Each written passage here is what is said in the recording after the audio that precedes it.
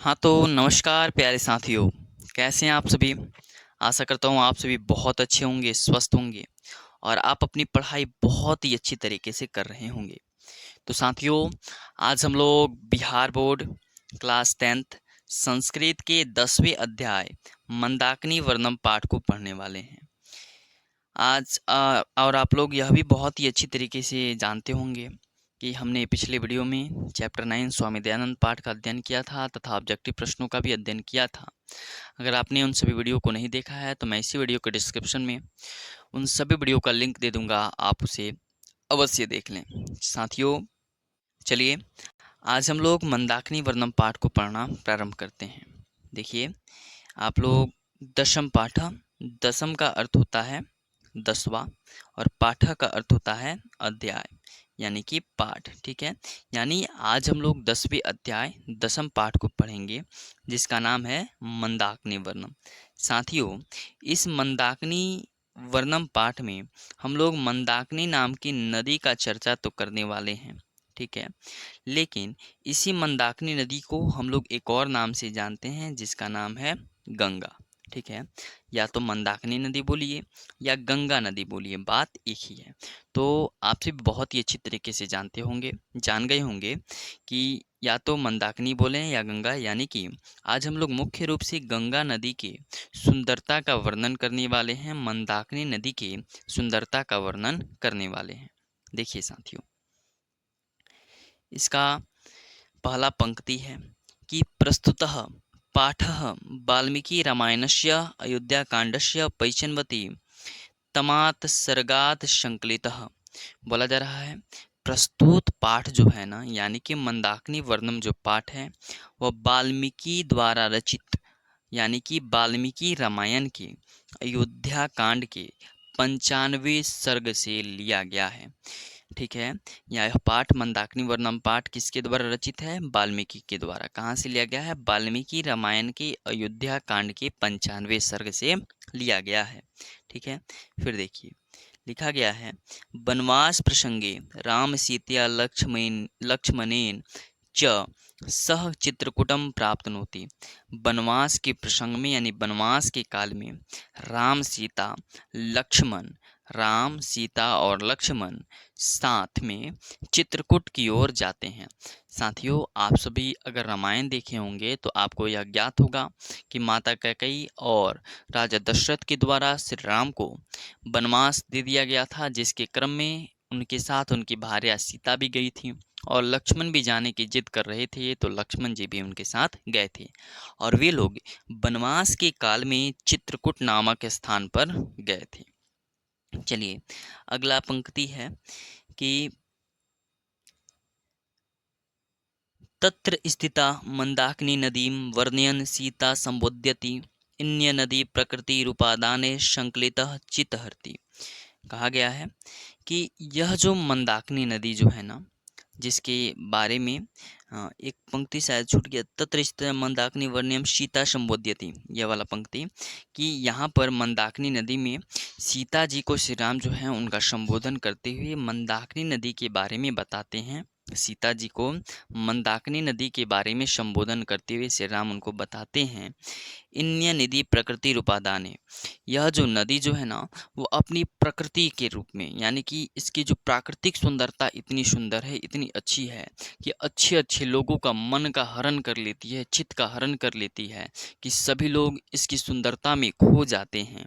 फिर है अस्याः वर्णन कालिदासो रघुवंश काव्ये अपि त्रयोदश सर्गे करोति। जिसका वर्णन जो है वह रघुवंश काव्य में कालिदास ने भी किया है, रघुवंश काव्य के 13वें सर्ग में, त्रयोदश सर्ग में। ठीक है, किसका वर्णन किया है कि यह जो नदी है ना, वह अपनी प्रकृति रूप से यानी कि इसकी इतनी सुंदरता है कि यह लोगों के मन का क्या कर लेती है? हरण कर लेती है। इसका वर्णन किसने किया है? तो कालिदास ने किया है रघुवंश काव्य के 13वें सर्ग में। फिर है कि अनुपृच्छन्दसि महर्षि वाल्मीकि मंदाकिनी वर्णने प्रकृते यथार्थ चित्रण करोति। ठीक है। आज के हम लोग इस क्लास में महर्षि वाल्मीकि के द्वारा रचित मंदाकिनी वर्णम पाठ में मंदाकिनी नदी की प्राकृतिक सुंदरता के बारे में वर्णन जो वाल्मीकि जी ने किया है उसके बारे में जानेंगे तथा इस चैप्टर को बहुत ही आसान तरीके से, बहुत ही अच्छी तरीके से पढ़ेंगे। साथ ही साथ हम आपको बताते चलेंगे कि आपकी बोर्ड परीक्षा में कैसे ऑब्जेक्टिव तथा सब्जेक्टिव प्रश्न इस चैप्टर से आए हुए हैं। पहले आप लोग यह जान लीजिए यहाँ से आपकी बोर्ड परीक्षा में क्या ऑब्जेक्टिव तथा सब्जेक्टिव प्रश्न आए हुए हैं। तो यहाँ से ऑब्जेक्टिव प्रश्न ही केवल आपकी बोर्ड परीक्षा में आया हुआ है। क्वेश्चन आया हुआ है कि यह जो पाठ है मंदाकिनी वर्णम पाठ के लेखक कौन है? तो वाल्मीकि जी जो हैं। मंदाकिनी वर्णम पाठ कहाँ से लिया गया है? वाल्मीकि रामायण के किस कांड से? अयोध्या कांड से। कितने सर्ग से? 95 सर्ग से लिया गया है। फिर आया हुआ है कि राम सीता लक्ष्मण वनवास के काल में कहाँ जाते हैं? तो चित्रकूट जाते हैं। फिर आपसे क्वेश्चन आया हुआ है कि रघुवंश काव्य के लेखक कौन है? कालिदास हैं। और कितने कितने सर्ग में उन्होंने मंदाकिनी वर्णन में जब राम सीता लक्ष्मण जाते हैं और श्री राम जो है सीता को मंदाकिनी नदी के बारे में बताते हैं, उस रूप का वर्णन किस में किया गया है? तो रघुवंश काव्य के कितने सर्ग में? 13वें सर्ग में। किसने किया है? कालिदास ने किया है। तो ये प्रश्न ऑब्जेक्टिव के तौर पे आपकी परीक्षा में आए हुए हैं और आगामी बोर्ड परीक्षा में आ भी सकते हैं। ठीक है, यह आपका पूर्णतः चैप्टर हुआ। और चलिए यह पहला श्लोक हुआ। देखिए पहला श्लोक है विचित्र पुलिनाम रम्याम हंससार सेविताम कुसुमय रूप शंपना पश्य मंदाकिनी नदी। इसका अर्थ है कि हे सीते, मंदाकिनी के रंग बिरंगे तट, हंस सारस पक्षियों से सेवित और सुंदर फूलों युक्त, यहाँ पे फूलों होगा, सुंदर फूलों युक्त किनारों को देखो।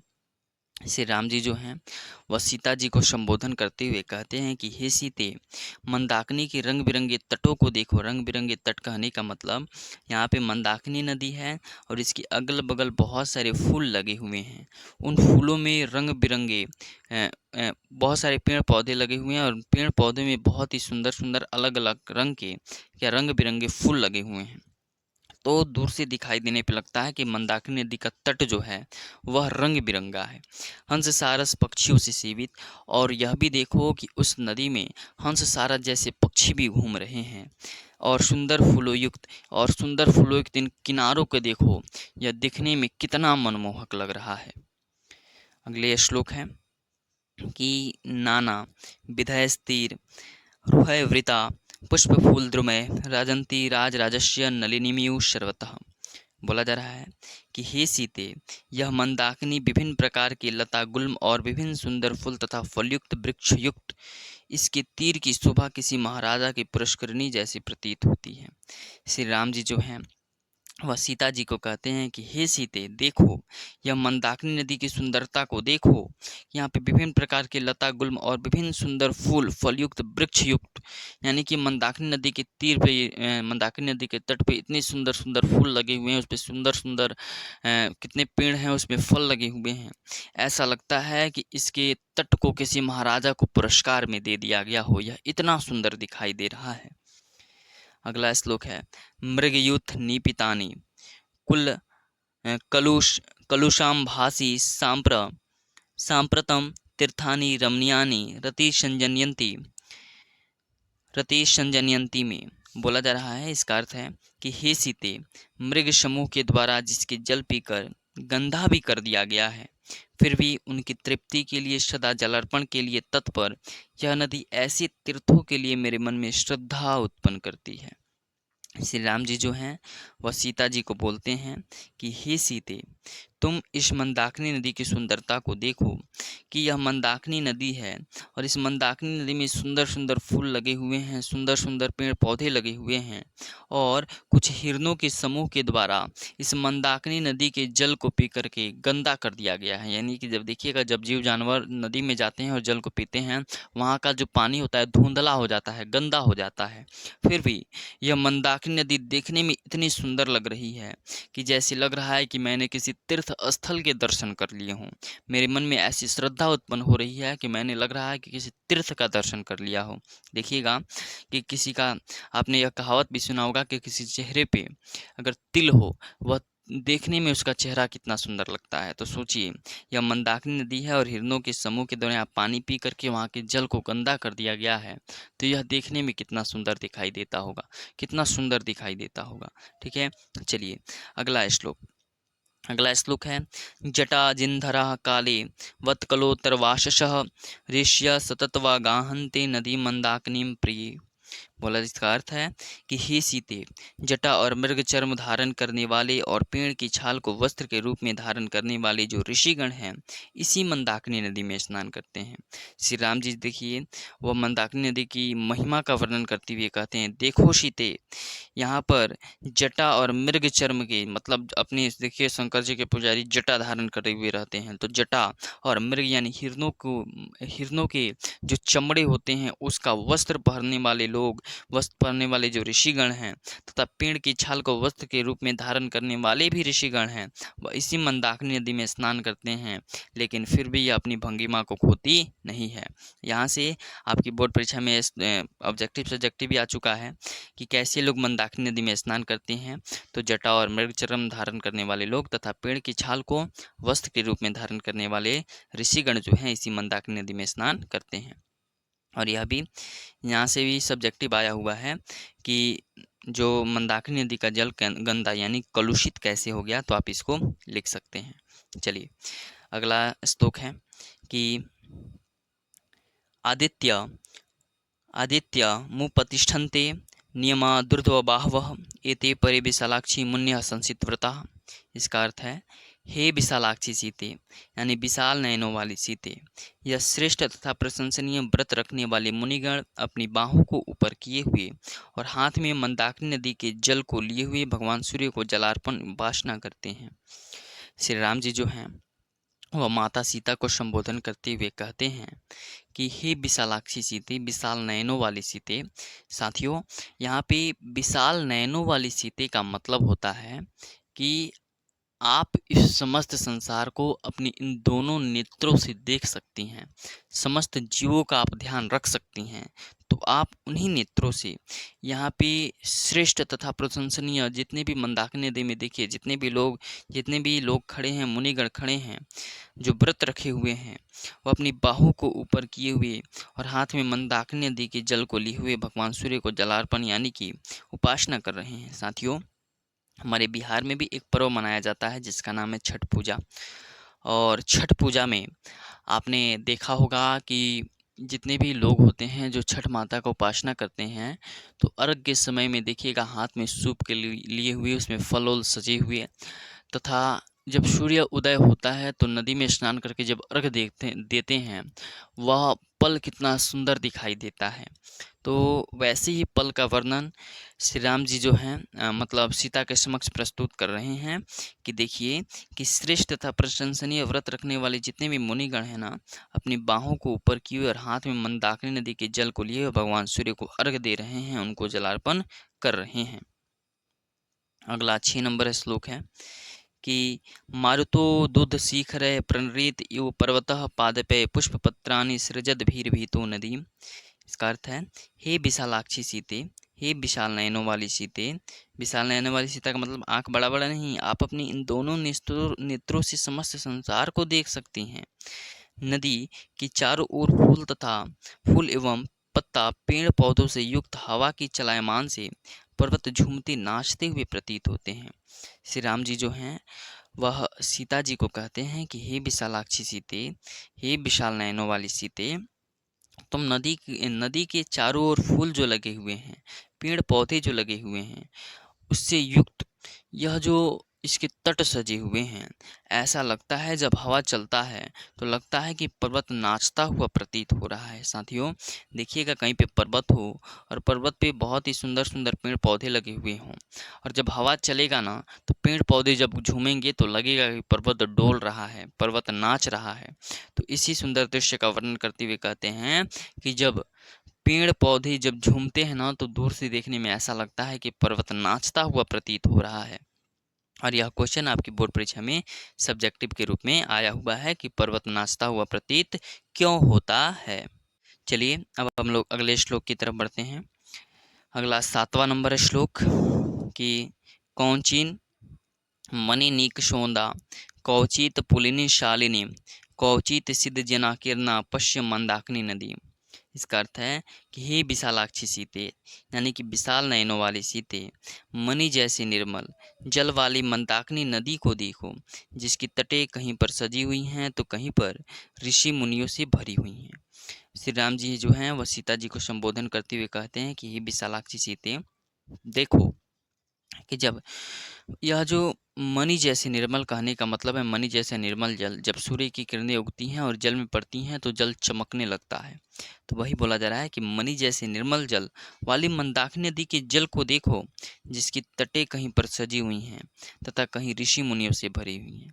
देखिए इस मंदाकिनी नदी का तट जो है वह कहीं पे इतने सुंदर सुंदर फूलों से सजा हुआ है, देखने में कितना मनमोहक लग रहा है। और कहीं पे ऋषि मुनियों के द्वारा वहाँ पर पे बैठ करके उपासना की जा रही है, ईश्वर को याद किया जा रहा है। मंदाकिनी नदी में भगवान सूर्य को जलार्पण किया जा रहा है। वह पल देखने में कितना मनमोहक सुंदर दिखाई देता है। अगला श्लोक है, निर्धुतान वायुना पश्य बीततान पुष्पसैचयान पोप्लु यमानान प्रा प्राणपश्य त्वम जल्य मध्यगान। बोलते हैं कि हे तनु मध्य में शीते, वायु के द्वारा उड़ाए गए फूल समूहों को देखो और दूसरी तरफ जल के बीच में तैरते हुए फूल की ढेरों को देखो। श्री राम जी जो हैं वह सीता जी को कहते हैं कि हे तनु मध्य में शीते, तुम देखो कि जो भी नदी के किनारे, मंदाकिनी नदी के किनारे जितने भी पेड़ पौधे लगे हुए हैं ना, उनमें जो सुंदर सुंदर रंग बिरंगे फूल लगे हुए हैं वह देखने में कितने सुंदर दिखाई देते हैं। ठीक है, साथ ही साथ जब वो फूल उस मंदाकिनी नदी में गिरते हैं तो जब वह मंदाकिनी नदी के धारा के साथ, मंदाकिनी नदी जैसे जैसे प्रवाहित हो रही है उस धारा के साथ जैसे बहते हैं, वह पल देखने में कितना मनमोहक दिखाई देता है, कितना सुंदर दिखाई देता है। अगला श्लोक है 9वां नंबर कि तांशा तिव लघु वचसो रथांगा हव्यना द्विजा अधिरोहंती कल्याणी निष्कुजंतः शुभा गिरह। श्री राम जी जो हैं वह सीता जी को संबोधन करते हुए कहते हैं कि हे कल्याणी सीते, अत्यंत मीठी वाणी वाले चकवा चकवी पक्षी को देखो, जो मधुर आवाज से मंदाकिनी नदी की शोभा को बढ़ा रहे हैं। वह बोलते हैं कि हे कल्याणी सीते, तुम इस समस्त संसार के लोगों का कल्याण करती हो। तुम देखो कि अत्यंत मीठी वाणी करने वाले, वाणी बोलने वाले, यानी कि देखिएगा कि जो चकवा चकवी पक्षी होते हैं ना, वह इतना सुंदर वाणी बोलेंगे, इतना सुंदर गुनगुनाएंगे, वह पल देखने में उनकी मधुर आवाज से लगेगा कि हमारे मन का हरण हो रहा है। वह मंदाकिनी नदी की शोभा को बढ़ा रही हैं। देखिए कैसे कैसे पलों का वर्णन श्री राम जी ने सीता के समक्ष किया है कि एक नदी है जिसका नाम है मंदाकिनी।